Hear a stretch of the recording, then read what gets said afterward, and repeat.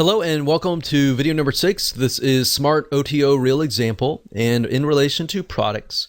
So now that we've covered how to create a funnel and what it looks like to map it out, let's talk about some real life examples. Now, because products and services can drastically be different, what we want to do is we want to ensure that you understand how to implement this inside of your business. So in this particular video, we're going to talk about how to create smart one-time offers for products.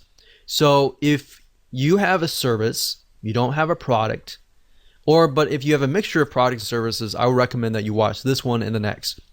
But if you do not have products and you're just purely 100% a service-based business, then I would rather you skip this video and go to the next, all right? But you might learn a few things by watching this video before watching the next. So let's head over to the flowchart system again, and let's find a product and break it down in relation to products. So before we map out a product funnel, what I want to say is that you do not really need to have products throughout your funnel, meaning you could have a mixture of different varieties of products, of information products to better educate people about your product and more. So if you're selling, let's say, for example, even an e-commerce physical product, you could use a training course or an ebook or a report as a lead magnet or even a front-end offer to get people more educated about the product that you are selling. So just keep that in mind, that every single thing in your product funnel does not need to be a product. So if you're doing an e-commerce product, the front-end offer, the one-time offer, and all that does not have to be an e-commerce product. It can be, or you could do the lead magnet as a video training, but you have to really think about how much does somebody need to be educated about my product before they decide to actually buy my product. So you really need to figure out, okay, is that going to be in the lead magnet phase, or is that going to be in the actual front end offer? So what I'm saying is, don't feel like you have to stick with one specific type of one-time offer over and over again throughout your whole funnel. So for example, we'll talk about service-based businesses in the future, but you can actually mix and match between a product and a service solely based upon what you think will help somebody become more educated about your product. In addition to that, how will that bring them closer to actually wanting to buy the biggest, baddest one-time offer? All right.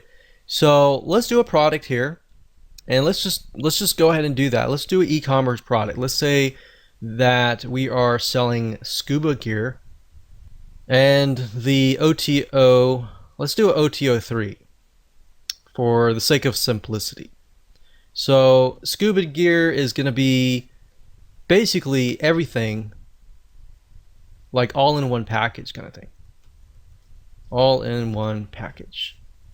So this is kind of the everything, you get everything in the scuba gear package to help you stay below surface for a longer period of time. So if that's the unique selling proposition of your product, then maybe down the line here, you could have a lead magnet that talks about something like how to stay below water for a longer amount of time. So we haven't really figured out, is that going to be our lead magnet? Is that going to be our front end offer or anything like that? What I want you to do is just splat that on the paper. So we've got OTO 3, and I would ask you, in addition to that, if we move one step backward or even two steps backwards, what do we think would be there? So since the scuba gear is an all-in-one package, maybe we focus on the scuba mask. So if somebody buys a scuba mask, you can say, hey, you buy the scuba mask, but I'm going to offer you the scuba gear for like half off or something. So let's go here And for simplicity, let's do OTO2 since it's a product. So we'll do this as OTO1 and then maybe a front end offer. So this could be a lead magnet, it could be a front end offer. But let's say, for example, we want to make a course to show people how to stay below water for a longer amount of time, or whatever unique selling proposition that fulfills this or essentially solves somebody's problem, right? So they go from here, they're looking to stay below water for a longer amount of time, and then maybe you present them after that. You say, okay, I've trained you, I've educated you, and then here's a scuba mask that will help you do just that. And then after they buy that, you could say, you know, we normally sell the scuba gear all in one package for, you know, such and such price, but you're going to get 50% off if you buy it right now, kind of thing. So they're already in the frame of mind, thanks to this part here, that they are well educated. They bought the course so that they're well educated. And because you educated them, you have essentially gained their trust. And because they trust you, they're more likely to buy your funnel. So that's something that you could do for an e-commerce type product. Now, let's say it's a information product. So let's say that we won't do a service, and we can do a service in the next video. But let's say, for example, that this is a product. So maybe we could do scuba diving training, advanced training, and then we could do scuba diving. So OTO2 is the biggest, baddest bonus that we can offer, and that's the advanced training. So maybe OTO1 could be scuba diving, not basic training, but maybe intermediate training. And then maybe at that point, the front end offer could be scuba diving basic training. Could be the front end offer. So think about it for a second. I move backwards, and this is more advanced, sort of less advanced, and a lot more less advanced. So now when we move back from here forward, it's going to be somebody comes in, they're interested in learning basic training, and they're still new. So maybe you provide them with intermediate training. You say, okay, we normally offer this at $200, but today you'll get access to it for $100. So after you complete your basic training, you'll have access to this immediately afterwards, and then so on and so forth. So that's what I would do for a product, but you kind of get the gist here. This is fairly simple as long as you start with this as the top level and then move down. So in this case, I kind of use the skill level from top, middle, bottom, so that when we go from here to here, it's a progression upwards, right? So you could use that method, you could use the method I taught you before, you could use any method, but hopefully that gives you a better idea on how to essentially create your OTO funnel. Okay, so this is video number 7, and we're going to talk about similar to what we talked about in the previous video, but we're going to map out a product funnel that is just for services. So let's head on over to the flow chart and let's find a service and break it down. Okay, so let's use the previous example with the scuba diving, but instead of a product or a course or information product or something like that, let's talk about a service. So let's say, for example, that you offer a scuba diving service or a training. So you really need to figure out what category does that fit in. Does it fit in where you're training somebody? Does it fit in maybe tourism or entertainment? You need to figure that out first and write that down. So in this case, we could do scuba diving one-on-one consulting. So that could be a one-on-one personal training kind of thing. And let's delete these two here. And let's say this will be OTO 3. And With a service-based business, you could do that, and then you could do a downsell. So somebody could not afford that. They could have something like a scuba diving group consulting, and that can be OTO3. We'll call that downsell. So a downsell is basically if somebody says no to this, they are then presented with this, right?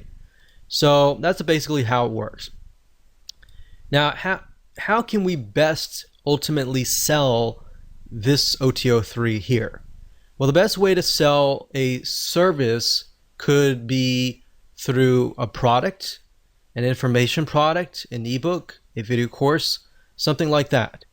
So if your ultimate goal is to get them here, then similarly as the previous funnel, you could use a video course. So that could be a scuba diving course, we'll say video course.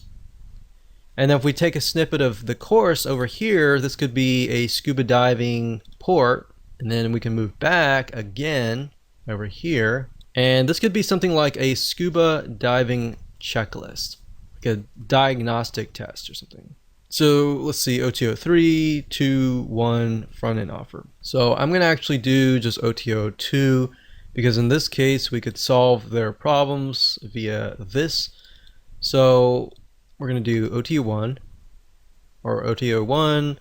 We're going to do, actually, instead of a report, we're going to do an ebook.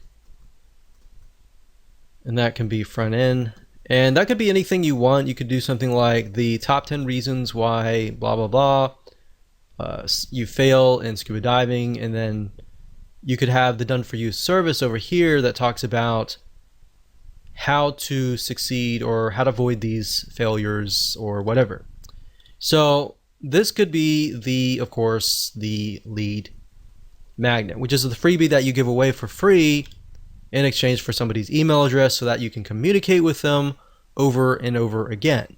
So that can be it for a service-based business. So essentially somebody wants you to take them by the hand and walk them through the process. So another service-based business could be done for you. I mean, essentially everything that is service-based business is done for you. You're doing it for them. Even a plumber. I've actually purchased from a plumber before, and they have had one-time offers as well. But just keep in mind, you don't want to, with service-based business, you want to avoid forcing people. For example, I think the plumber that helped us actually said, okay, if you buy this, you can buy this extra package into this like monthly gold club or something and get a 10% discount. And it didn't really make a lot of sense because what he was doing was he was doing bump sales. He wasn't actually doing one-time offers or anything like that. So in certain service-based businesses, you really have to think, is this really right for me or not? Because some things like plumbing, people may not be open to that. But generally, things like even scuba diving or information products, people tend to be more open on that. So I hope that gives you a better view of the different ways to go ahead and create a funnel for a service-based business. So remember, mix and match. If you can best educate the person before they get to your service, before they get to your product, that is a more ideal situation. Hello and welcome to video number 8, and just want to say congrats. At this point in time, you have reached the end of this video course. So to ensure that you use everything you have learned, we're going to talk about shopping cart systems that will actually help you achieve this goal and set up the one-time offers properly via automated systems so that whenever somebody buys your front-end offer, they will be automatically presented with the OTO 1 or OTO 2, 3, 4, 5, or whatever, how many one-time offers that you have. Now, there are many out there, but here are just to name a few. There's jvzoo.com, there's zaxa.com, and there's infusionsoft.com. I will say that Infusionsoft is a lot more complex, so zaxa.com typically is a good shopping cart system, jvzoo.com as well. Now, in order for this to stay true, you need a shopping cart that can do one-time offers that appear after the previous purchase. We're not talking about one-time offers that are added to the front end initial offer. So you want to make sure that you do your due diligence and make sure that this is the type that they are compatible with, because some shopping carts will actually say that, but in reality, it's a very different one-time offer. So that way it helps you kind of differentiate between the two. So I hope this helps, and just make sure that you go take action, map out your own sales funnel, find the right system that is for you, and go out there and conquer.